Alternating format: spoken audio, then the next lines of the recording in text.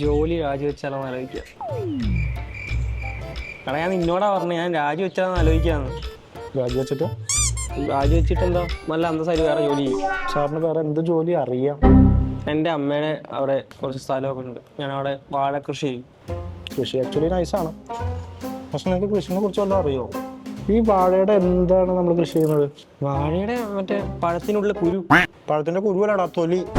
തൊലി ആയിരിക്കില്ല, തൊലി കുഴിച്ചിട്ട് എങ്ങനെയാ പഴം ഉണ്ടാവുക?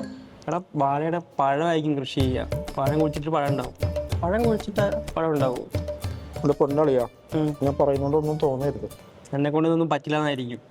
അല്ല, നിനക്ക് കഴിവുണ്ട്, കോൺഫിഡൻസും ഉണ്ട്.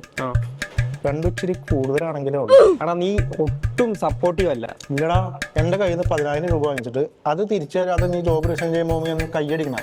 നിന്റെ പൈസ ഞാൻ തരാം. ബാക്കിയുള്ള കടങ്ങളാ? എടാ 3:30 സാറൊരു മീറ്റിംഗ് പറഞ്ഞിട്ടുണ്ടായിരുന്നു, പോയാലോ? നീ ജോബ് റിസൈൻ ചെയ്യാൻ പോവല്ലേ? ജോബ് റിസൈൻ ചെയ്യും, ഇപ്പം റിസൈൻ ചെയ്തിട്ടില്ലല്ലോ, ഞാൻ നാളെ ചെയ്യും. എന്തായാലും ഇപ്പം തന്നെ പോകണ്ട, കുറച്ച് കൊണ്ട് പോവാം. എന്തായാലും വാഴക്കൃഷി ഒന്ന് മാറ്റി പിടിച്ചോ. നെൽകൃഷി ചെയ്താലോ? അതെങ്ങനെ ചെയ്യാം?